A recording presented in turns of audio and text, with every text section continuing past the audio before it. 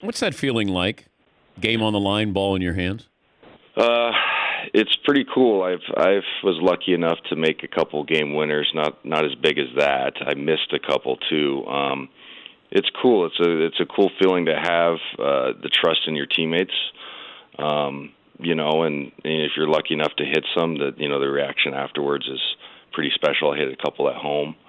But I also missed one in the tournament my sophomore year, so it's a double-edged sword, obviously. So it could be good and bad, but if you're put in that position and you're lucky enough to make one, it's pretty special. Because you guys lost to UCLA in the Sweet 16 back in 2006. Yeah, we lost, and that was the infamous me crying on the floor game. So.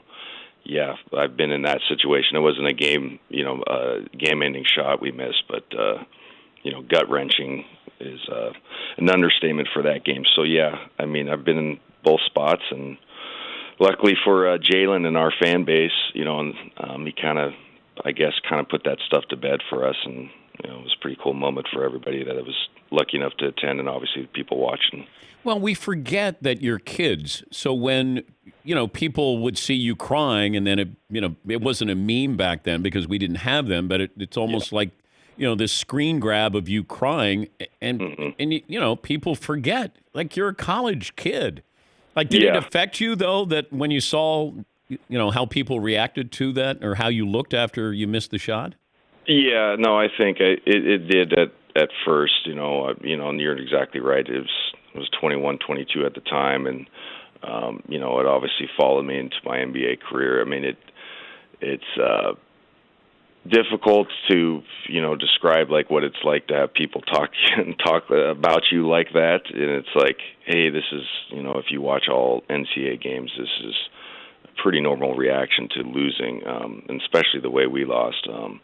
But I think that year, I was first team All-American, led the nation in scoring. So I think it was a little bit more magnified just because of the type of season I was having and the coverage that we got.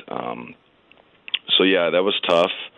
But like I said, Jalen kind of put that stuff to rest, I guess. But I let that game go probably 10 years ago. If you asked me the same thing 5 years after the Sweet 16 game, I probably would have declined the interview. You know what I'm saying? Really? So, yeah. Well, it gets kind of old, sometimes just to pick a scab, I guess. But it's also like there was other guys on my team too that felt the same way I did, and so you just got to move on, I guess. But that was 15 years ago, so it's like, hey, we did beat them in 2015, going to the Elite Eight.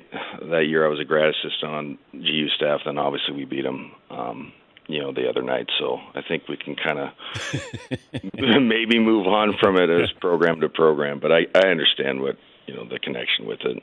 Well, I think there's a mystery to you. Like, there was a fascination, but also a mystery there. And then I didn't know that you we're doing the color commentating on the games. Like, that brings you back in. Like, it almost feels like you're part of the team again. I don't know if you feel that way. Like, do you feel like you won in that game against UCLA?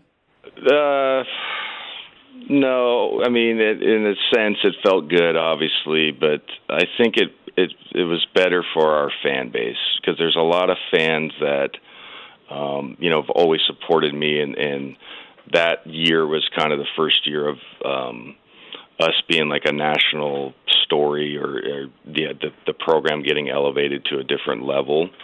And so I think that's always kind of irked our fan base to kind of be the butt end of the jokes aimed at me, but towards them. So, the support I got just from random people and stuff online, it's like, that was great for Adam to have that call, and then kind of the monkey off his back in that regards for that UCLA game was good. Was cool. But, the best part for me was like, obviously being able to experience that and watch this team continue with an undefeated season, because it's obviously something special. But, I got to run into old teammate of mine, Ryan Hollands, before the game, which was cool because he played in that game, and then we were drafted together in Charlotte.